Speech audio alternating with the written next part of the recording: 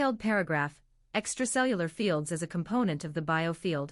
Extracellular fields represent the electrical potentials generated by neuronal activity, and they form one of the most rigorously measurable layers of what broader traditions refer to as the human biofield. These fields arise from ionic currents flowing across neuronal membranes, especially during synaptic transmission, and they propagate through the conductive extracellular matrix to create coherent electrical patterns detectable at the scalp as EEG, or at the skin surface as local field potentials.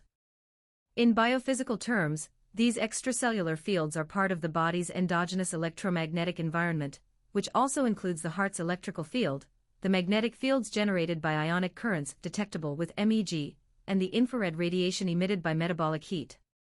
When people speak of a biofield, they are referring to the integrated sum of these electromagnetic, thermal, and biochemical emissions. Thus, extracellular fields are not metaphysical abstractions, but one scientifically validated layer of the body's multimodal field system. They represent the brain's contribution to the biofield, interacting continuously with cardiac fields, muscular potentials, skin conductance, and the body's thermal and photonic emissions. In this sense, the biofield is the macroscopic expression of countless microscopic electrical events, with extracellular fields serving as one of its most structured and information-rich components. Puzzle piece in other words. Extracellular fields equals the brain's electrical contribution to the biofield. The biofield equals the total energetic signature of the organism, including brain electrical fields, heart electrical fields, magnetic fields from ionic currents, thermal infrared radiation, biophoton emission, skin conductance and electrodermal activity, chemical fields, VOCs, ions, sweat evaporation. Extracellular fields are one slice of this larger system, but a crucial one, because they encode cognition, perception, and neural synchrony.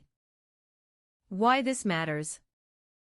If you're exploring mind-body interaction, meditation effects, interpersonal synchrony, energy medicine, ecological or Buddhist models of interdependence, then extracellular fields give you the scientific anchor for how the nervous system radiates information into the environment. They are the neural substrate of the biofield. How the heart and thought create fields. Both the heart and the brain generate measurable electromagnetic fields through the movement of charged ions across cell membranes, and these fields extend beyond the body to form major components of the human biofield. The heart produces the strongest field in the body because every heartbeat is driven by coordinated waves of depolarization across millions of cardiac cells, creating a large electrical dipole that radiates outward and can be detected several feet away with sensitive instruments. The brain generates its own fields through the synchronized activity of neuronal populations. When thoughts arise, they are instantiated as patterns of synaptic currents and oscillatory rhythms, and these ionic flows create extracellular electric fields that propagate through the conductive tissues of the skull and skin. When many neurons fire in synchrony, such as during focused attention, meditation, or emotional arousal, the resulting fields become stronger and more coherent, contributing to the brain's electromagnetic signature. Together, the heart's rhythmic electrical pulses and the brain's oscillatory neural currents form overlapping electromagnetic layers that interact with thermal radiation, magnetic flux, and biochemical emissions from the skin. In this way, thought and heart activity are not abstract metaphors but literal biophysical processes that generate structured fields, which then merge into the larger, dynamic system referred to as the human biofield. The human biofield becomes stronger and more coherent when the body's major oscillatory systems, the heart rhythm, breathing cycle, neural oscillations, and autonomic nervous system, enter a state of physiological synchrony known as coherence.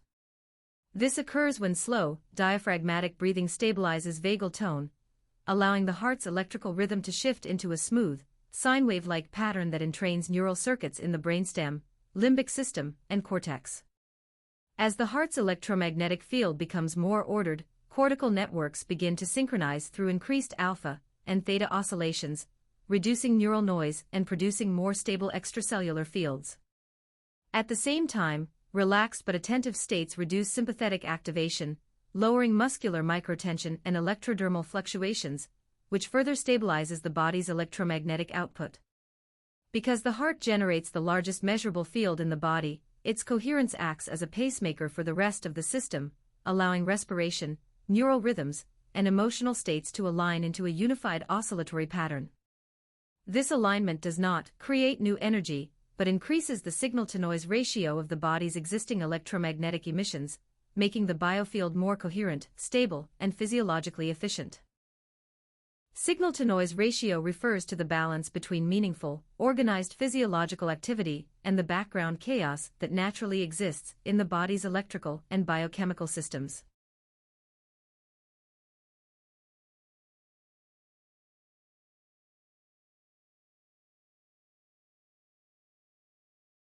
In the brain, the signal is produced when large groups of neurons fire in synchronized rhythms that encode thoughts, attention, and emotional states, while the noise comes from random, unsynchronized firing that adds interference and reduces clarity. The same principle applies. Signal-to-noise ratio refers to the balance between meaningful, organized physiological activity and the background chaos that naturally exists in the body's electrical and biochemical systems. In the brain, the signal is produced when large groups of neurons fire in synchronized rhythms that encode thoughts, attention, and emotional states, while the noise comes from random, unsynchronized firing that adds interference and reduces clarity. The same signal-to-noise ratio refers to the balance between meaningful, organized physiological activity and the background chaos that naturally exists in the body's electrical and biochemical systems. In the brain, the signal is produced when large groups of neurons fire in synchronized rhythms that encode thoughts, attention, and emotional states, while the noise comes from random, unsynchronized firing that adds interference and reduces clarity. The same principle applies to the heart. A smooth, coherent heart rhythm represents a strong signal, whereas erratic, stress-driven fluctuations introduce noise.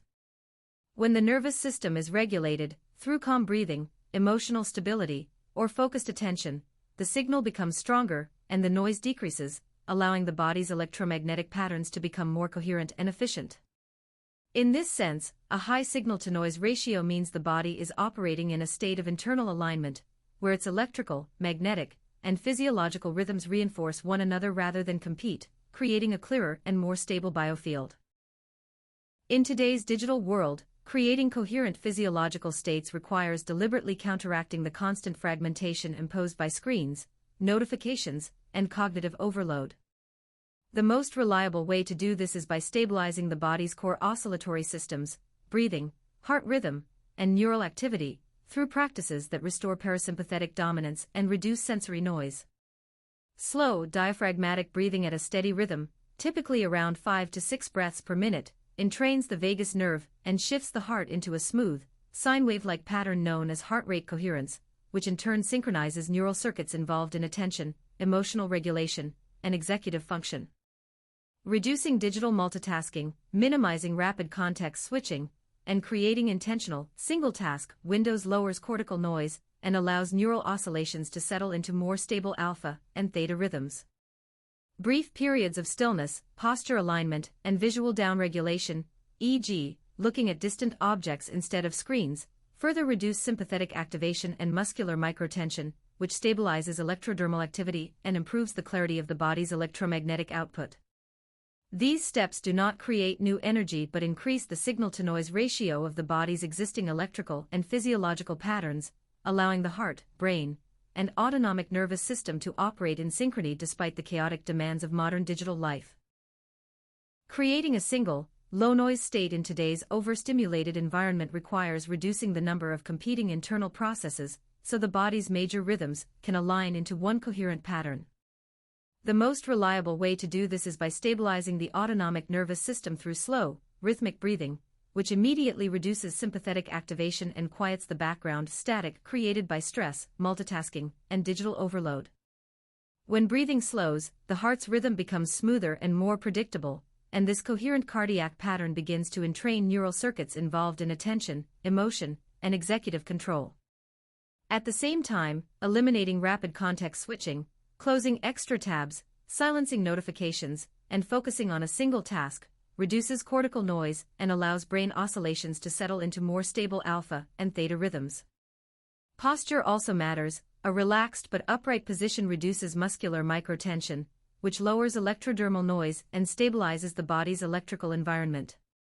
Together, these steps create a physiological condition where the heart, breath, and brain operate in synchrony, producing a strong, unified internal signal with minimal interference. This is the biophysical foundation of clarity, presence, and coherence in a digital world designed to fragment attention. Methods for improvement, a theoretical perspective. I am using AI to formulate my thoughts into more scientific terminology for my understanding, and also to find correlations to simplify current theory, or for methods and ways to examine my own encounters. As I am driven to find my own curiosities, and I don't feel the scientific or any other governing body will in detail lay out their plans or hypotheses, so I made my own based on experience. They claim experience is the best teacher, but it's nothing if you don't put it all together and grow. Or in Old English, wax. The limitations in this and some of my other posts are I am holding key words back as I am using AI to make this more logical for others that may be interested. Other than that, you are getting a detailed outline for the most part of my encounters and the only current methods used to study this phenomenon, and the methods in which this new/old branch of science will be created and expanded on by brighter minds. 1. Strengthening top-down control networks. Top-down control refers to the brain's ability to regulate perception, attention, and behavior through coordinated activity in the prefrontal cortex, PFC, and its connections to sensory and subcortical regions. When these networks are engaged, they increase the signal-to-noise ratio by selectively amplifying task-relevant neural firing while suppressing irrelevant or distracting inputs.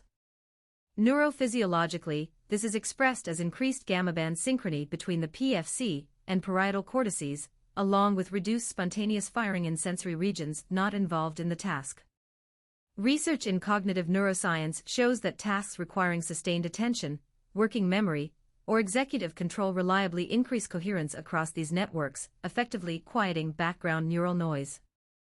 This is why deep concentration feels subjectively calm.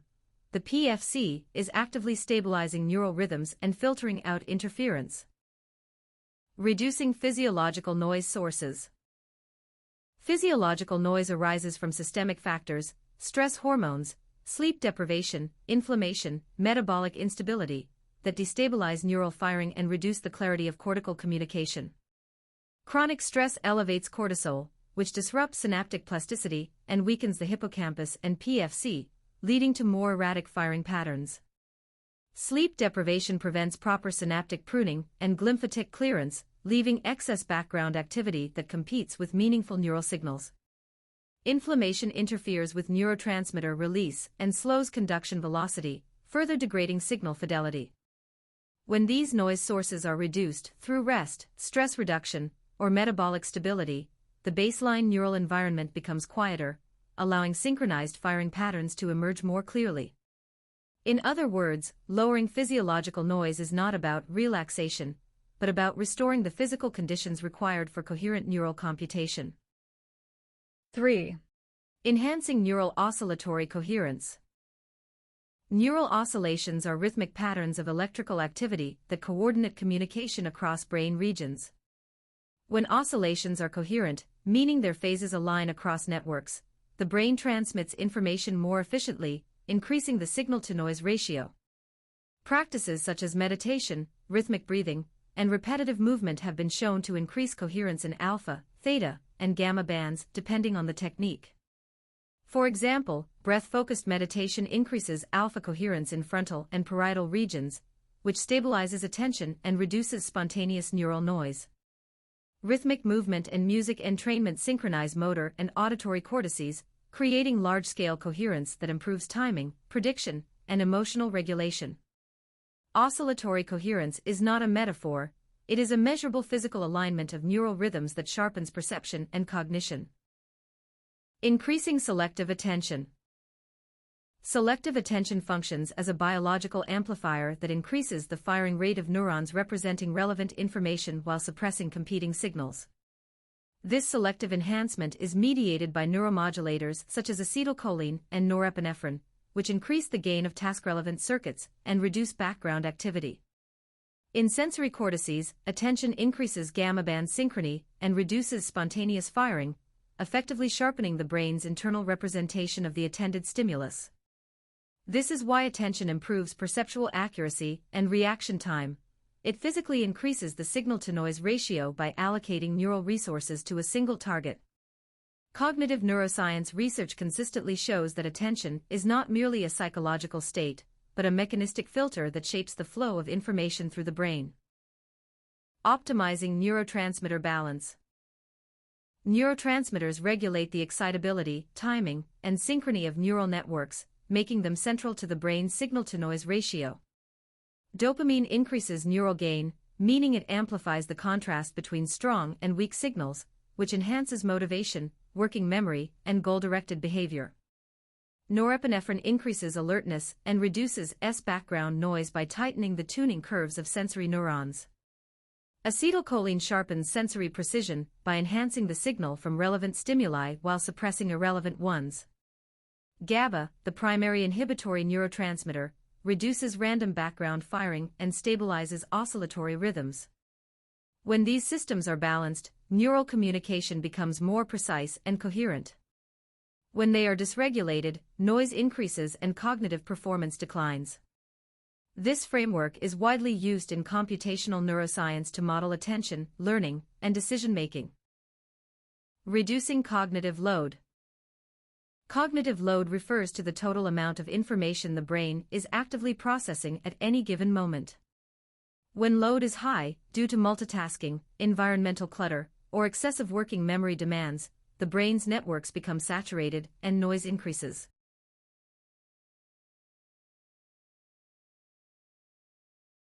Environmental clutter.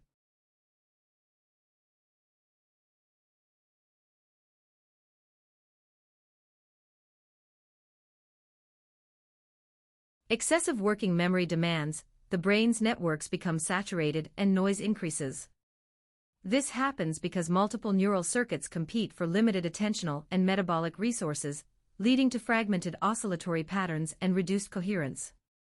Reducing cognitive load, by externalizing memory through notes, simplifying the environment, or focusing on one task at a time, frees neural bandwidth and allows the brain to allocate resources more efficiently. This improves the signal-to-noise ratio by enabling stronger, more synchronized firing in the circuits relevant to the task at hand. In cognitive psychology, this principle underlies theories of working memory, attention, and decision fatigue. Increasing interoceptive stability. Interoception, the brain's monitoring of internal bodily states, plays a major role in neural stability. When the body is physiologically calm, the brain receives fewer erratic signals from the heart, lungs, and viscera, reducing background noise. Slow, rhythmic breathing increases vagal tone, which stabilizes heart rhythms and synchronizes them with cortical oscillations. High heart rate variability, HRV, is associated with greater emotional regulation and improved attentional control because it reflects a flexible, well-regulated autonomic nervous system. Muscle relaxation reduces proprioceptive noise, lowering the volume of sensory input the brain must filter. Together, these factors create a quieter internal environment that supports coherent neural firing. Interoceptive stability is therefore not just a bodily state, but a foundation for cognitive clarity and emotional regulation.